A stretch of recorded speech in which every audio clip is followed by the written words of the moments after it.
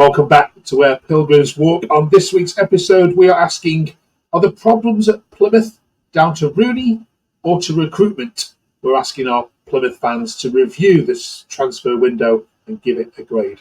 I'm asking you to do the same too. Welcome to Where Pilgrims Walk.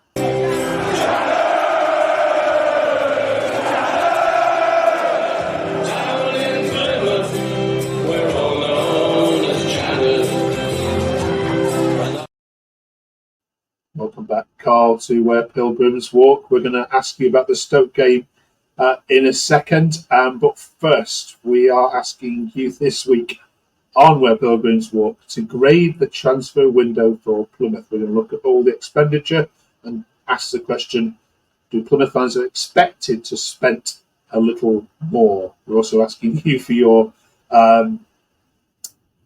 worst match day experiences away from home as a Plymouth fan. With all the travelling you do, I'm sure you've got a few to share, and we'll also talk about the September fixtures as well. Let's get straight into it, Carl. The transfer window closed on Friday before the Stoke game. We'll come to the game in a minute, but what was your feeling at 11 o'clock on Friday when you learnt of all the business that you had or hadn't done? Disappointed. I was disappointed really before Friday. Again, we didn't even look like we were in the market for an experienced midfielder, which I just cannot beggars belief think of why we wouldn't get that. There was plenty. I reckon we could have got one if we really pushed it, but again, it's just down to these free agent buys, these overseas players who I've never heard of. I'm being honest. I'm not going to say, oh yeah, I know him. I know. No, I haven't heard of them.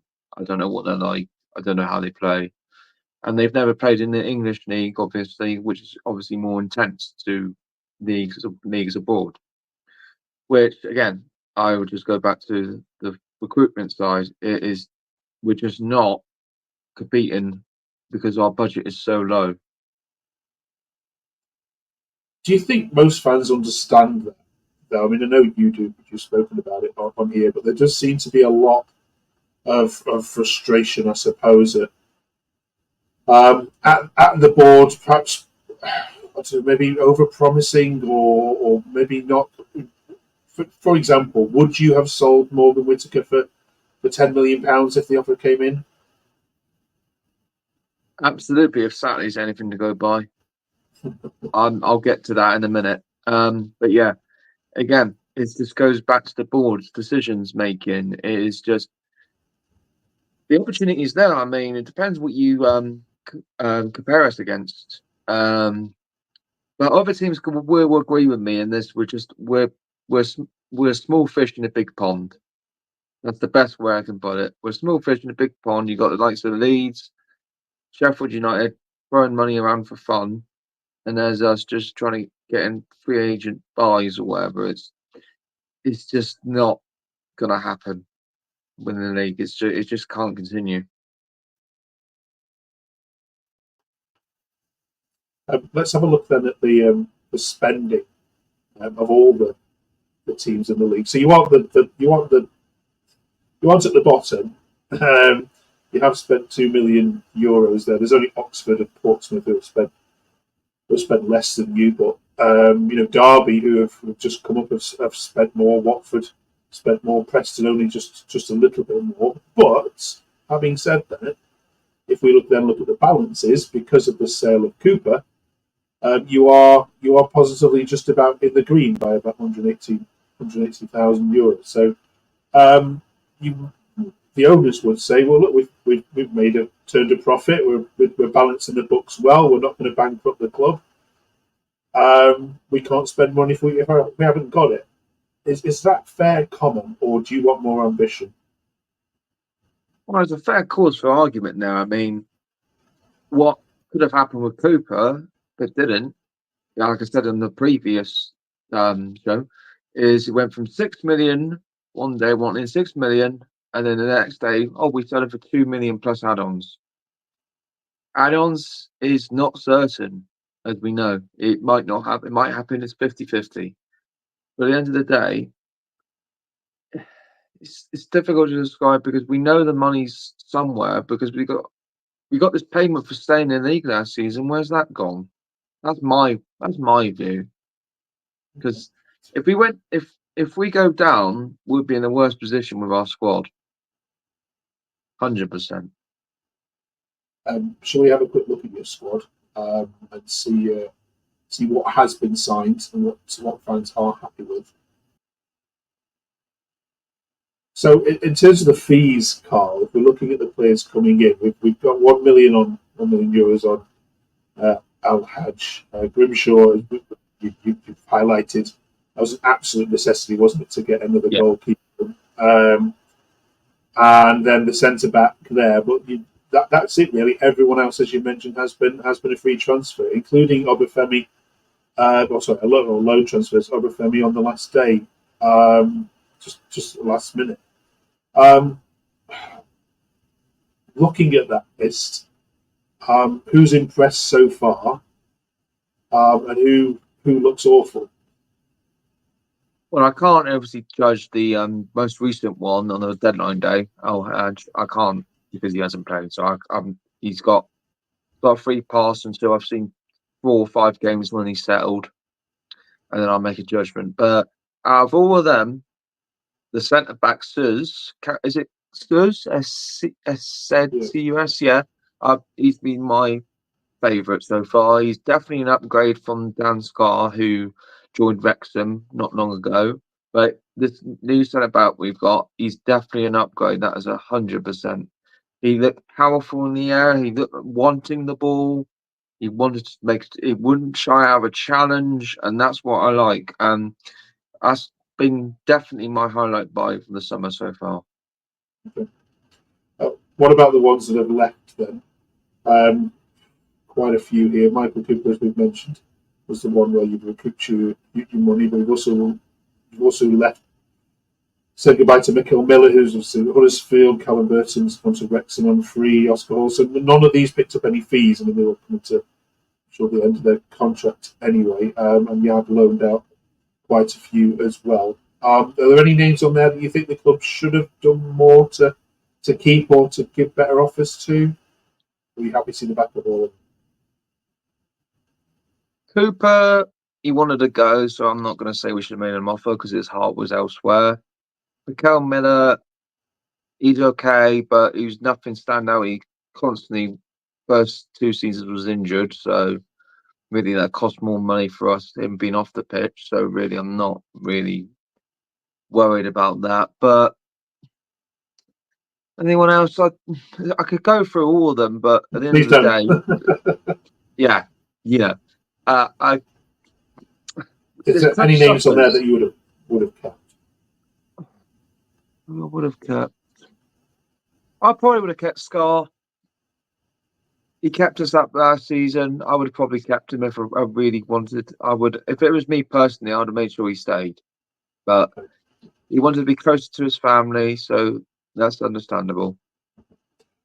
How many years off are we? You might not know the answer to this, but how many years off are we from the model which I'm sure Plymouth board want to get to, where we have the young academy players coming through, getting into the first team, doing well, and Plymouth selling them on, for a fortune to have clubs like Leeds or Premier League teams, and that's how you then rebuild your squad and you move up the league. We clearly aren't there yet. Is that anywhere coming soon? But again, it bows down to the question of investment. I mean, we've heard rumours of a couple of people interested. I don't know who.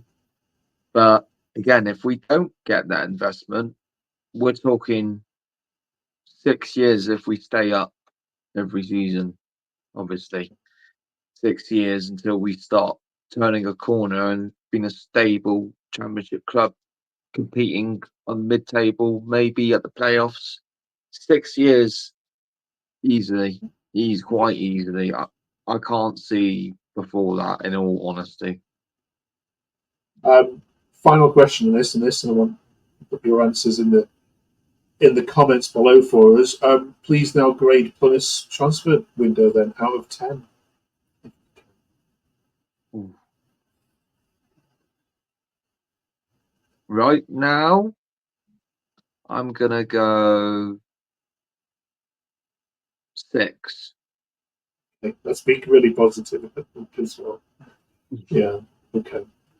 Can you beat 6? Is Carl right? Is it exactly where we are? Shouldn't be spending money we haven't got, or do you want to see a bit more ambition? Please comment below. All right then, so the window shut on Friday, and then Stephen Schumacher and Stoke rolled into town.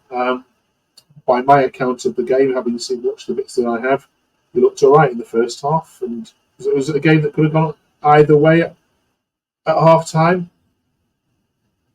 They were there for the taking. I mean, like I said to you earlier, no one stood out for Stoke in my eyes.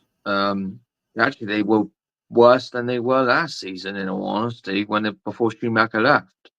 Honestly, thought they were worse. But again, it just goes to show snippets of quality in the second half when your legs are getting tired.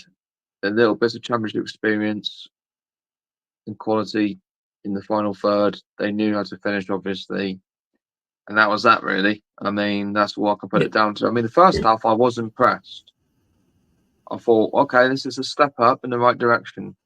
Second half, we'll wait till 70 minutes, then make a subs, and then it goes downhill, unfortunately. And yeah, that was that.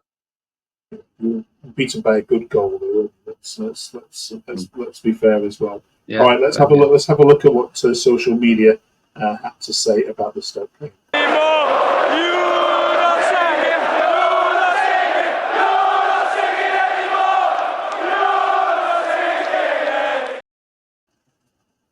Zach agreed with you. He said Stoke were terrible today, and that goes to show how bad we were. No creativity from the middle. Sloppy passes, losing the ball, and no end product. Obafemi needs the ball. He looks dangerous when he does get it in position. Hopefully, Rami Ahmad can add that creative flair. Is he right on all of that? Completely agree with him 100%. I'm one for usually giving Forshaw all the praise and how experienced he was, but when he came on, he was horrendous. It's like someone spooked him. I couldn't believe how many times he gave the ball away, and that was one that I was shocked by on Saturday, performance-wise. Forshaw for his 15 whatever minutes it was. Okay. This was an interesting one from Budders. We are boring and we are scared. And there's a couple of others that mentioned we look nervous, we're conceding, there doesn't seem to be much confidence running through the back line. Did you pick that up as well? That the team looked scared at times?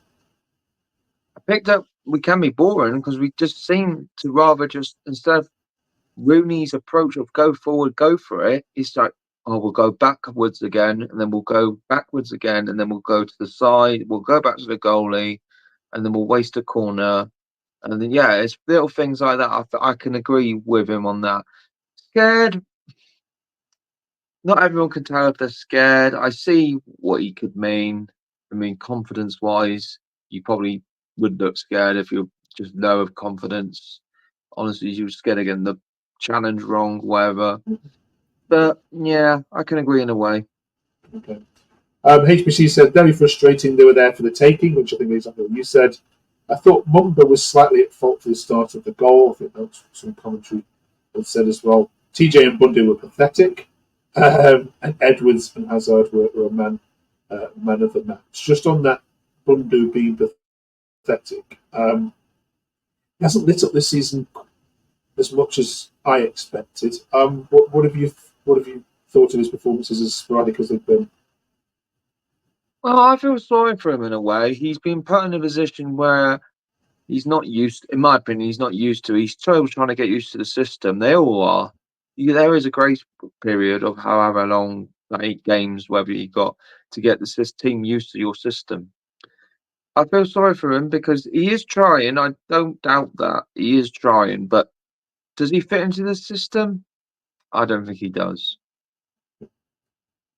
And finally, a comment which I'm sure we might see throughout the season. Brian and Nesford says, I know it's early, but he needs to go. We need someone in who has experience and the ability to keep us in the league. Warnock is the only man for the job, I'm afraid.